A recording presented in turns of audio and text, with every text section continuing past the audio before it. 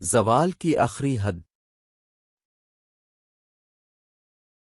میں کال پر بات کرتے ہوئے اپنے دوست کو کہہ رہا تھا کہ میں زوال کی آخری حدوں کو چھو رہا ہوں۔ اتنی دیر میں میرے کندھے پر کسی نے پیچھے سے ہاتھ رکھا۔ ہاتھ کی جھریاں بتا رہی تھی کہ انسان بہت سے نشیب و فراز دیکھ چکا ہے۔ میں پیچھے کی طرف پلٹا ہی تھا کہ سامنے کھڑی بوڑھی خاتون مجھ سے مخاطب ہوتے ہوئے بولی تھی، بیٹا، زوال کی کوئی آخری حد نہیں ہوتی۔ اللہ تعالیٰ سے ڈرتے رہا کرو، جس حال میں بھی رہو شکر ادا کرتے رہا کرو۔ اس بزرگ خاتون کے منہ سے نکلنے والے الفاظ، اس کے پھٹے ہوئے کپڑے، اجڑی ہوئی شخصیت، چھلنی روح اور لرزتے ہوئے میلے کچیلے جسم کے برعکس تھے۔ خاتون دماغی معذور اور مانگنے والی لگتی تھی، جبکہ الفاظ کسی فلاسفر سے کم نہ تھے۔ لہذا میں نے کال بند کی اور خاتون سے بات چیت کرنے کا سوچا۔ اسے قریبی ڈھابے پر لے جا کر ایک چائے اور 3 کیک منگوائے۔ خاتون کی ضد کے باوجود میں نے اپنے لیے چائے نہیں منگوائی، کیونکہ میری جیب اس کی اجازت نہ دیتی تھی۔ جب خاتون لوازمات سے فارغ ہو چکی تو میں نے ان کو مخاطب کر کے زوال کی آخری حد کے متعلق پوچھا، تو انہوں نے ایک بار پھر اپنی بات دہراتے ہوئے کہا، بیٹا، زوال کی کوئی آخری حد نہیں ہوتی، جس حال میں بھی رب رکھے اللہ تعالیٰ کے شکر گزار رہو۔ میں ہونکوہے کی طرح بزرگ خاتون کے چہرے کی طرف دیکھ رہا تھا۔ وہ میری حالت سمجھ گئی اور اپنی کہی گئی بات کے لیے اپنی اب بیتی سناتے ہوئے کہنے لگی کہ میرے والد صاحب اپنے گاؤں میں غریب ترین انسان تھے۔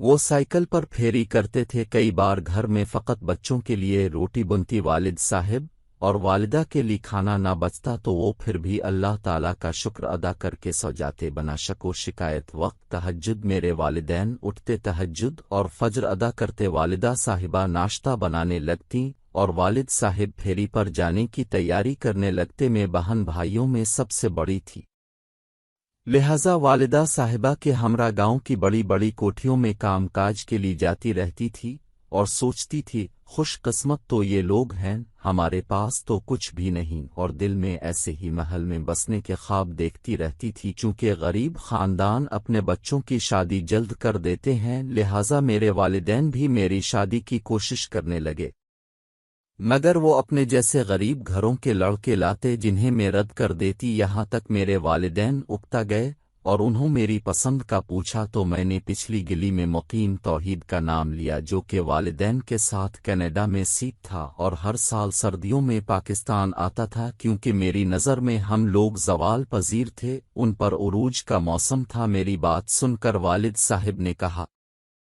کہ اپنی عزت کے حساب سے خواب دیکھو، وہ لوگ ہم سے بہت بہتر ہیں۔ میں نے صاف صاف کہہ دیا، شادی کروں گی تو وہاں ہی کروں گی ورنہ نہیں۔ لہٰذا میرے والدین نے مجھے میرے حال پر چھوڑ دیا اور باقی بہن بھائیوں کی طرف متوجہ ہو گئی۔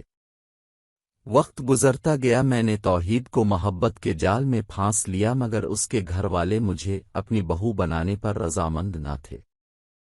میں نے توحید کو محبت کی خاطر اس کے والدین کے سامنے کھڑا کر دیا۔ یہاں تک شدید اختلافات کے باوجود توحید نے مجھ سے کورٹ میرج کر لی۔ اس کے والدین اس سے لا تعلق ہو گئے اور وہ یہاں ہی پاکستان میں رہ گیا، جبکہ دوسری طرف میرے والدین نے بھی مجھ سے قطع تعلق کر لیا اور میں فقط توحید کی ہو کر رہ گئی۔ توحید مجھے لے کر لاہور شہر منتقل ہو گیا۔ کینیڈا میں اس کے والدین کا ذاتی بزنس تھا، لہٰذا یہاں محنت مزدوری اس کے بس کی بات نہ تھی۔ جوں اکاؤنٹ میں موجود پیسے ختم ہونے لگے، میرے شوہر کی محبت بھی ختم ہونے لگی، یہاں تک ہمارے 2 بچے، ایک بیٹا اور بیٹی پیدا ہوئے، اور اب توحید بنا بچوں کی پرواہ کیے مجھے مارنے پیٹنے لگا۔ پہلے ہم لوگ گلبرگ میں مقیم تھے، پھر جب پیسے کم ہوئے تو کینٹ منتقل ہو گئے، اور جب اکاؤنٹ میں موجود رقم بالکل اختتام تک پہنچی تو ہم لوگ غازی آباد مغلپورہ منتقل ہو گئے۔ اب گھر کا کرایہ تک دینے کے پیسے نہ تھے۔ میرے شوہر کے سر سے محبت کا بھوت اتر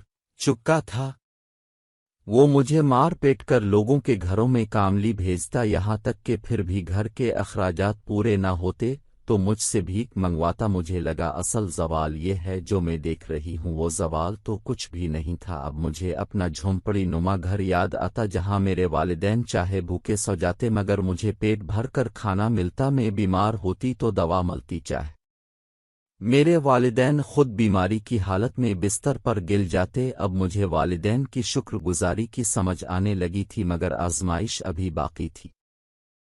جب حالات انتہائی دیگرگوں ہو گئے تو میرا شوہر مجھے 2 بچوں سمیت طلاق دے کر واپس کینیڈا چلا گیا، اور میں یہاں بھیک مانگ کر لوگوں کے گھروں میں کام کر کے بچوں کو پالنے لگی۔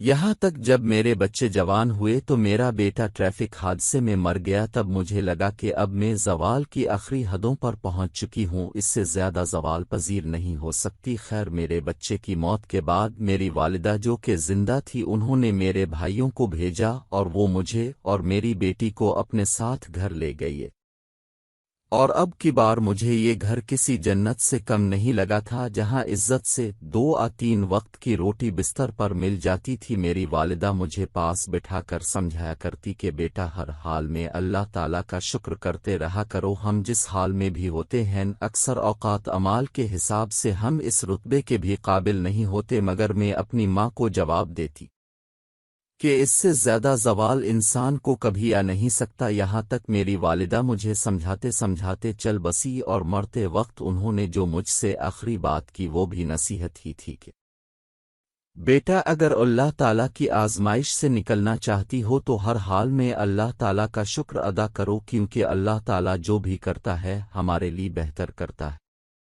میں ایک بار پھر اپنے الفاظ دہرانے لگی کہ ہم لوگ زوال کی آخری حدوں کے بھی آخر پر پہنچ چکے ہیں، مگر میری والدہ نے میرے منہ پر ہاتھ رکھ دیا اور کلمہ طیبہ کا ورد کرنے لگیں۔ جلد ہی ان کی روح ان کے جسم کے پنجرے سے آزاد ہو گئی، البتہ ان کی نصیحت مجھے ان کی زندگی میں سمجھ نہ آ سکی، بعد میں مجھے سبق مل گیا۔